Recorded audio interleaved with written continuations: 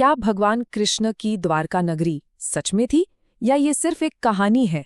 सालों से ये सवाल पूछा जाता रहा है, पर अब विज्ञान और इतिहास दोनों ही हमें कुछ चौंकाने वाले जवाब दे रहे हैं।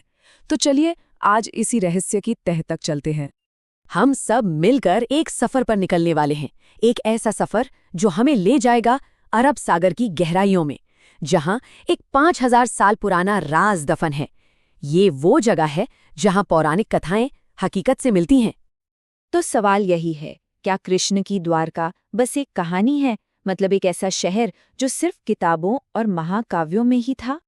या फिर ये इतिहास की एक ऐसी सच्चाई है जो समंदर की लहरों के नीचे दबी हुई थी, जो बस इस इंतजार में थी कि कोई उसे खोज निकाले? चलिए आज इसी रहस्य से पर्दा उठाते हैं। तो सबूतों की बात करने से पहले ये समझना जरूरी है कि वो कहानी क्या है जो हजारों सालों से हमारे बीच है। आखिर द्वारिका की कथा है क्या? कहानी कुछ यूं है कि मथुरा छोड़ने के बाद भगवान कृष्ण ने गुजरात के तट पर एक शहर बसाया, द्वारका। और ये कोई मामूली शहर नहीं था, ये उनके विशाल साम्राज्य की राजधानी बना। इसे सुवर्ण नगरी भी कहते थे। पता है क्यों? क्योंकि माना जाता है कि इसे किसी आम आर्किटेक्ट ने नहीं, बल्कि खुद देवों के शिल्पी विश्वकर्मा ने बनाया था। सोचिए कितना दिव्य रहा होगा वो शहर। और इसकी भव्यता का अंदाजा लगाइए। कहते हैं कि इस शहर में सोने और चांदी के बने 9 लाख महल थे। जी हाँ, 9 लाख। आज के जमाने में भी ये नंबर सोचना मुश्किल है। लेकिन फिर महाभारत का युद्ध हुआ, गांधारी का श्राप मिला, और जैसे ही भगवान कृष्ण ने अपना देह त्यागा, ये पूरी की पूरी सुनहरी नगरी समुद्र में समा गई और बस एक कहानी बनकर रह गई। अब आता है कहानी में असली ट्विस्ट। सदियों तक ये सिर्फ एक कथा थी, पर फिर आधुनिक विज्ञान यानी आर्कियोलॉजी ने एंट्री ली और यहीं से ये कथा इतिहास बनने की राह पर चल पड़ी। ये खोज असल में 1963 में ही शुरू हो गई थी, लेकिन असली गेम चेंजर साबित हुआ 1980 का दशक, जब जाने-माने आर्कियोलॉजिस्ट डॉक्टर एसआर राव अपनी टीम के साथ समंदर में उतरे और उन्हें जो मिला उसने वाकई पूरी दुनिया को चौंका दिया। तो आखिर समंदर की गहराइयों में ऐसा क्या मिला? चलिए अब सीधे उन सबूतों पर आते हैं जिन्होंने इस कहानी को हकीकत के बेहद करीब ला खड़ा किया। देखिए, गोताखोरों को वहां सिर्फ कुछ पत्थर नहीं मिले।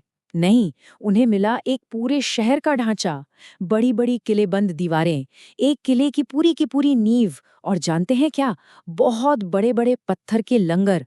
इससे साफ था कि ये एक बहुत बड़ा और व्यस्त बंदरगाह रहा होगा। ठीक है, शहर का ढांचा तो मिल गया, पर सबसे बड़ा सवाल अब भी वही था, ये कितना पुराना है?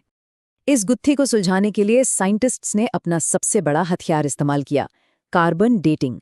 ये एक ऐसी टेक्निक है जो किसी भी पुरानी चीज की उम्र बिल्कुल सटीक बता सकती है।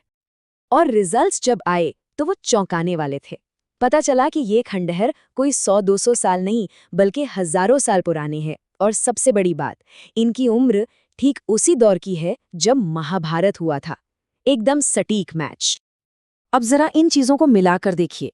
ग्रंथों में लिखा है एक किलेबंद शहर, और समंदर के नीचे क्या मिला? किले की दीवारें और नींव। ग्रंथों में जिक्र है एक बड़ा बंदरगाह, और वहां मिले बड़े बड़े लंगर। बात यहीं खत्म नहीं होती। ग्रंथों में एक 3 सिर वाले जानवर का जिक्र है, और वैसी ही मोहरें भी मिली। अब इसे सिर्फ एक इत्तेफाक तो नहीं कह सकते हैं ना? तो इस पूरी खोज का आज क्या मतलब है? ये सिर्फ इतिहास की बात नहीं है, इसका असर हमारे आज पर और हमारे आने वाले कल पर भी पड़ता है। देखिए, द्वारका की खोज ने एक बहुत बड़ी बात साबित की है कि भारत की प्राचीन कथाएं सिर्फ कल्पना की उड़ान नहीं हैं, उनके पीछे एक ठोस ऐतिहासिक आधार हो सकता है। ये खोज हमें बताती है कि हजारों साल पहले भी भारत में शहरी प्लानिंग, समुद्री व्यापार और टेक्नोलॉजी कितनी एडवांस थी। ये हमारी सांस्कृतिक विरासत और इतिहास के बीच का एक जीता जागता पुल है। और आज भी बेट द्वारका एक बहुत बड़ा तीर्थ स्थल है। अभी हाल ही में प्रधानमंत्री नरेंद्र मोदी खुद समंदर के नीचे गए और उस प्राचीन नगरी को नमन किया, जिसके बाद इस जगह पर पूरी दुनिया की नजरें टिक गईं। और तो और अब वहां सबमरीन टूरिज्म शुरू करने की भी बात हो रही है, ताकि हम सब भी उस डूबे हुए शहर की एक झलक देख सकें। तो ये सब बातें हमें एक बहुत गहरे सवाल के सामने लाकर खड़ा कर देती हैं। अगर महाकाव्यों में लिखी एक नगरी सच में मौजूद हो सकती है, तो जरा सोचिए हमारे इतिहास की गहराइयों में ऐसे और कितने राज दफन होंगे जो बस खोजे जाने का इंतजार कर रहे हैं।